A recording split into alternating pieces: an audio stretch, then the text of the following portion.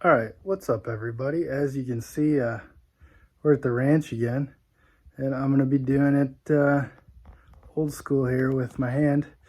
I have misplaced some equipment, so no big deal. Anyway, what are we gonna do? We are gonna do some stuff. First, we're gonna cut this extra long hose down to make bladder number 2, and then we'll cut this piece of steel down to make these end caps here, bolt it together, and we will go from there. I'll caulk it up. The other thing we're going to do is talk about some stuff to watch out for at swap sales, as it is swap sale season, and there's plenty of people out there that would say don't buy anything from a swap sale, and I would say buy what you can afford to get out on the hill. So we're going to go through a couple pairs of skis and bindings, maybe a pair of boots, just to go over what you should watch for and what you might find a bonus deal out there to scoop up if the price is right. So here we go. Let's get started on the bladder. If you noticed earlier in the video, I kind of had it lined up with the other end, and we're just going to cut it here. It's just a regular old utility knife, and this is just some old retired fire hose, which you can purchase via the internet, or if you know somebody that works at a fire station, they might hook you up, or I don't know, other ways you might be able to get a hold of it. But that's all I've got here is some vintage fire hose, and this knife is not the sharpest, so I might switch here, but it cut last time, so maybe we'll be all right. I wonder where another one is. Anyway, see how we getting there? Yeah, okay. Maybe we'll do the old saw trick here a little bit.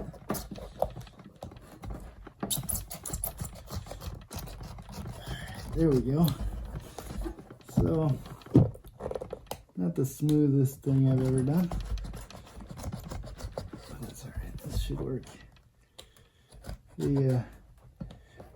All right. Well, heck, we got that cut.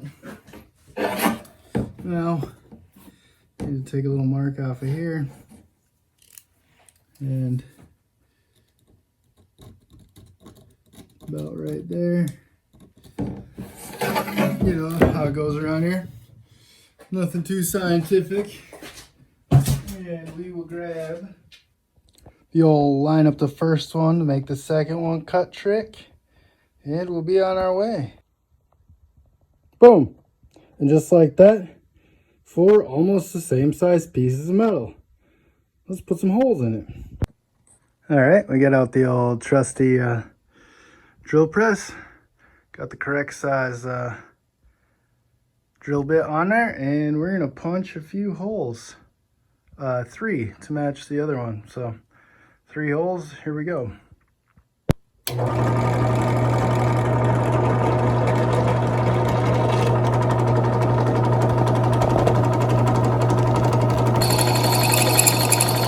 One pass through, 2 to go.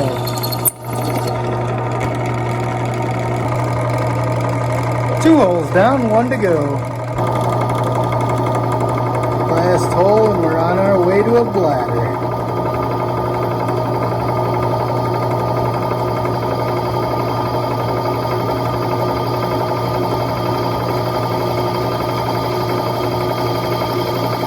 And just like that, we've got 4 extra warm, cut to length, drilled, ready to go plates. Next, we're going to take a couple of these bad boys, like this, and one of these.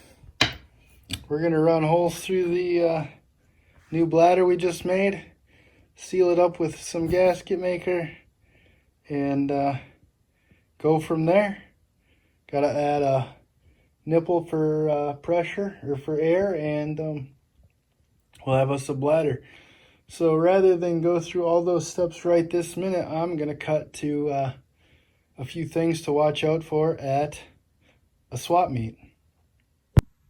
All right, so here we go. I'm going to give you a few pointers, a few things to watch out for at swap meets, okay? First thing, this is a brand new ski last year. And so you'll see this has a sintered base. Usually a 401 base is black. They claim it comes in other colors. But you get a 201 or you get a 401. Depends on who you talk to, what that means. But watch out. This is a bit of a dry base. I didn't really tune it very well last year. But other than that, the structure is pretty good. And you can kind of see this weave pattern here. So that's structure on your base. That's still pretty good. The other thing to watch for is consistency of your edge, okay? So if this gets real thin through here, say your points of contact, so the widest point on your tip to the widest point on your tail. If it gets real thin through the center, it may be at the end of its life for tuning, and you may not be able to get a great tune on it again. So something to watch out for there. Next thing, okay, top sheets. Okay, watch the binder. If you're an alpine guy, great. If not, that's great too, whatever you're into. But watch the binder, okay? So if you don't know, this is your DIN setting. If it starts at, and this one starts at 5, but goes to 16, okay? Most people don't need a 16th. Most people are, 7 through 10, 7 through 11. Watch that. If you get too high of a DIN, it can actually wreck your knees if you don't know what you're doing and you crash and they don't come off. Something to watch out for there, okay?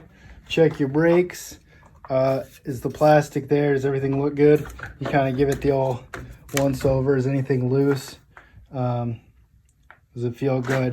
Does everything look good? This is a little bit of an older binding that I mounted on a new ski last year. It's been working great. You see something like this. This could be any number of things. In my case, it's because I get a lot of crossover. My skiing technique isn't always ideal. But a chip out of the top sheet like this is not the end of the world. Yes, it does look dinged up. But Shaggy's, those guys in Michigan, they're the best. You guys see some core here. It's kind of a cool top sheet, so let's give you the once over on that. This happens to be the Hubble, I believe, 85. I use it for teaching ski school. So anyway, good ski, great ski. Love skiing it. Very responsive. But you could take a little bit of epoxy or any kind of clear sealant and put it on here just to help keep the water out. For the most part, though, skis are put together with a ton of epoxy, and we're going to look at that in future weeks. How that all works. So shouldn't be a huge deal. Great ski, gonna hold up for a long time. Make sure when you're looking at skis that you get the right length, okay? Just because it's a good deal, just because it's cheap doesn't mean it's a good deal, I should say. Something like this is classic Olin, okay? Fun ski to look at. Might be $5, might be free, might be at who knows, Goodwill or something in the bargain bin. But any old binding like this, where it's real boxy, you got to watch, because Tyrolias, even their new stuff sometimes looks boxy. But if you see metal in the toe piece like this right here, first of all, if you take it to a reputable shop to have it adjusted, they will not. If they do, you should be able to rely on their input as to whether or not it's a good binding. But this, for example, is way, way too old. And I would never want anybody to think that that ski's good for you right now. So part of it is you can see, like I said, the contact points, right? So with these older straight skis, the contact point, the reason they were so long is because the contact is fairly straight. The contact point is from back here all the way through the ski, all the way to the tip. So you need that extra length to get that much more edge on the snow. With a shaped ski, these newer versions of skis, like I say, the contact point is somewhere in here.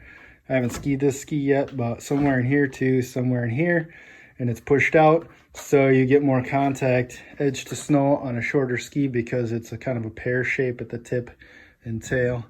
If you don't agree with the term pear, that's fine too. But anyway, watch out for a binding like this. There is such a thing as too old a binding. And again, I don't want anybody to get hurt. So let's take a look at the base here. This probably has a sintered base. This is a really old ski, but well, I shouldn't say that. It's real old. But anyway, if you look, you can still see a little structure, and you can still see a solid edge all the way through here. So very skiable ski. A little bit of rust, no big deal. That'll come right out if you tune them up. But you know, something to look for. Again, just watch those edges. Check that you've got check that you get your plastic. This is an alpine ski, so you know nothing to write home about. I wouldn't buy it. It might look cool on the wall. Might look cool as the background to your you know, garage or something. But outside of that, not worth your money. You're not gonna be able to ski with it. All right, now this here happens to be an alpine ski. I believe it was not even the Pinnacle 88. Yeah, so this was made as an alpine ski from K2 maybe 2 years ago. It's not very old, but it was mounted with an NTN telemark binding. Now, if you don't telemark, you want to watch out for that, right? You might get a sweet deal on a pair of skis. But then if you aren't sure what you're looking at and you take it to a ski shop, oops, fingers. You take it to a ski shop, then they're going to have to sell you bindings, which adds to the cost. So again, nice top sheet. I love the color scheme, just the blues. Doesn't make me sad. Let's look at this base. It's super dry. I haven't skied it at all. I haven't done anything with it. I just picked it up and should be skiing it this year, so I'll report back on the Pinnacle 88. A little bit of dust, you know, a little bit of banged upness here, you know, and that's not a huge deal.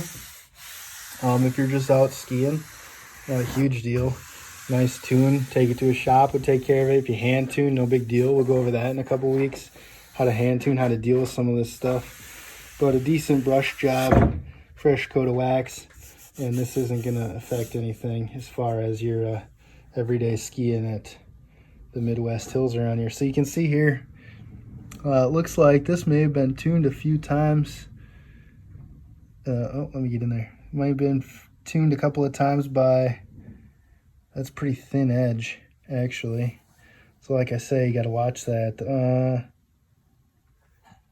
Well, now I'm wondering about my edges here. But anyway, the reason I bought this ski was more about the binding. I wanted that NTN binding. I paid less for the ski and binding than the binding cost. So that's the story on that.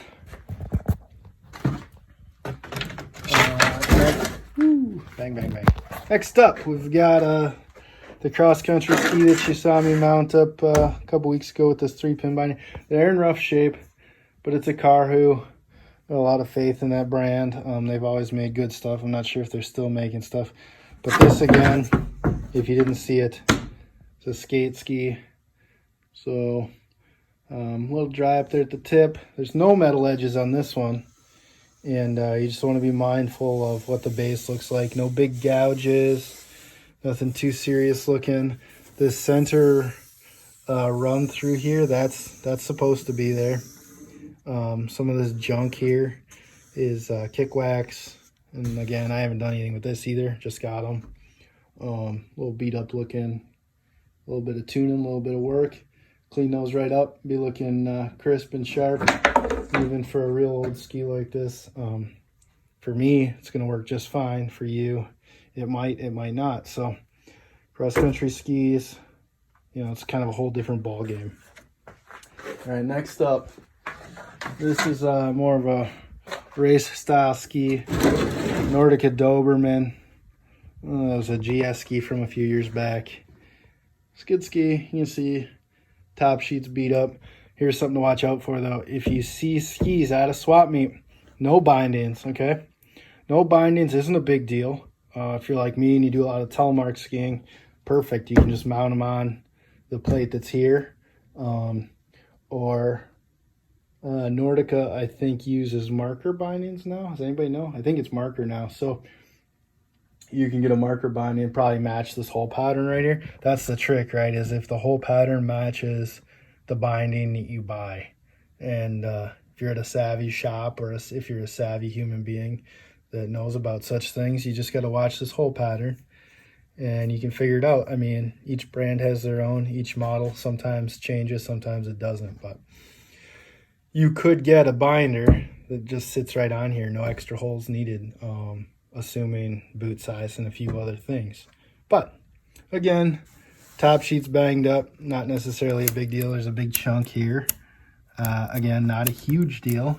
Some people don't like having beat up skis, but it isn't going to hurt anything. All right, now this one, I believe, so you can still see some base structure. We got some pot spots here.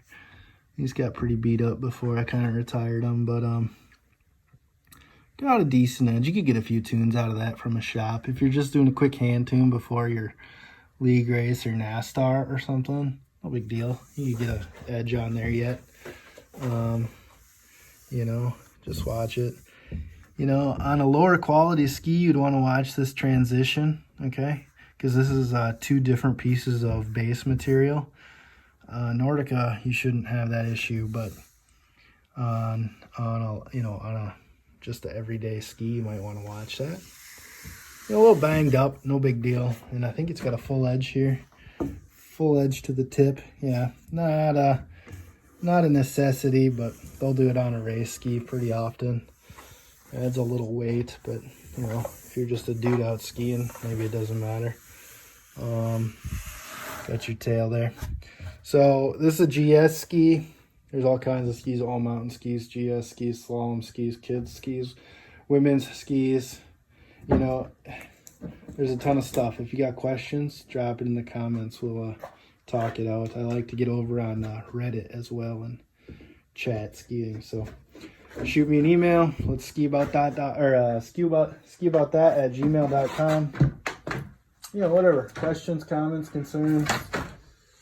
You know, tell me I don't know what I'm talking about. That's fine too. All right, here's another important one. Kids skis. They're not very expensive. I think this pack here came with the binding. So for anybody that doesn't know, Dynastar and Rossignol are the same company. And so that's why you see this Rossignol binding on this thing labeled Dynastar. Now for kids, the length is probably one of the most important things, okay? So this is my daughter's ski. She's used it a couple of years. She's outgrown it. And you see a little bit of chunk here. I think I got these for ski and binding. I don't know, maybe 130 bucks. So if you saw this at a swap sale for 30 bucks, 50 bucks, you know, and it fits your kid and they like the graphic, why, great ski. Great ski. She had a lot of fun with it. She's just outgrown it. The other thing you could do is pull the binding and the plate, even move it to another ski. That's not something I recommend that you do yourself, but you could. I would, but if you haven't done it, maybe don't. So again, bases are dry. Edges look good. Some gouging and stuff, you know. Probably should have tuned them a little better for her, but all in all, decent set of skis if you saw them. So there you go. As far as skis go, that's kind of what you need to know. Here's one, too. This is